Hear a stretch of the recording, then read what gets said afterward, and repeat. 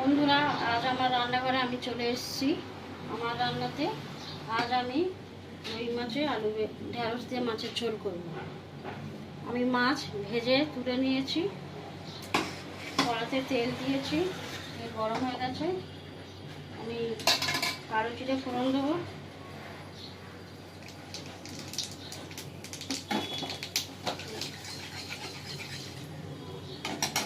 একটু পেঁয়াজ দেবো,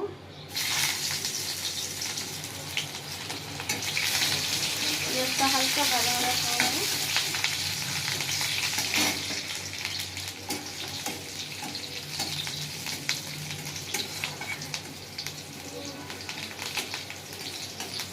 হালকা ভাজা ভাজা হয়ে গেছে, এবার আমি টমেটো দেবো।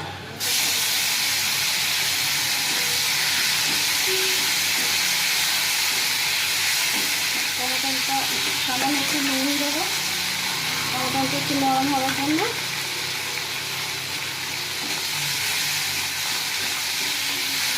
নরম হোক, ঢাকা দিয়ে দেবো।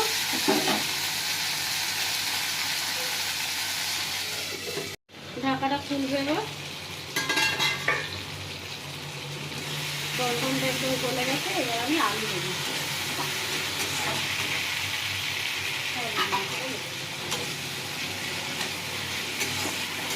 টমেটো গলে গেছে, এবার আমি মশলা দেবো। মশলাটা একটু কষে নেবো, তারপরে আলু দেবো। হলুদ দেবো, লঙ্কা গুঁড়ো দেবো,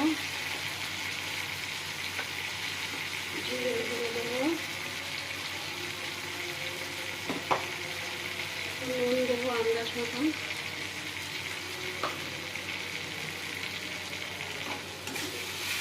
মশলাটা কষে নেবো।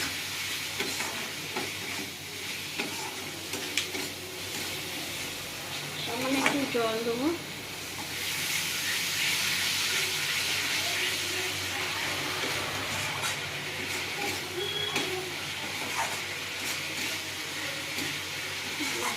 মশলাটা একটু ভাজা ভাজা হোক, এবার আমি ঢাকাটা খুলবো। মশলা থেকে আমার তেল ছেড়ে গেছে, এবার আমি সবজিগুলো দিয়ে দেবো। সবজি বলতে ঢেঁড়স আর আলু।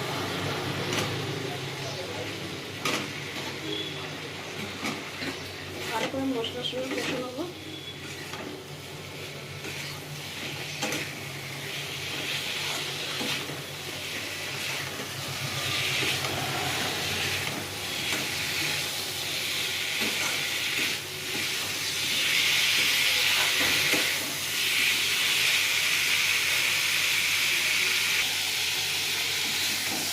ঢেঁড়স আলু ভালো করে মশলার সঙ্গে কষে নিয়েছি, এবার আমি জল দিয়ে দেবো।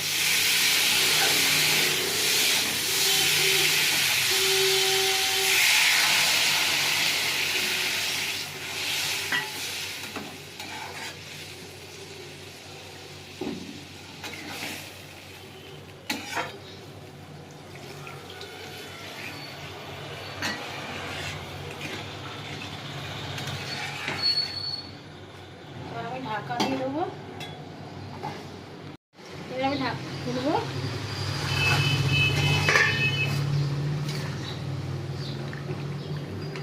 আলু সিদ্ধ হয়ে গেছে, এবার মাছ দিয়ে দেবো।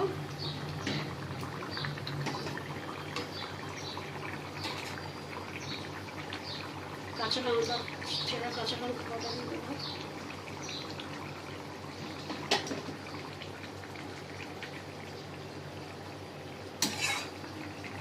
একটু ফুটিয়ে তারপর নামাবো। একটু ঢাকা দিয়ে দেবো, একটু ফুটে যাক।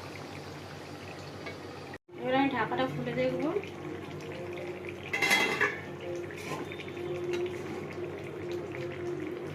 ঢেঁড়স আলু দিয়ে মাছের ঝোল হয়ে গেছে, এবার আমি নামাবো।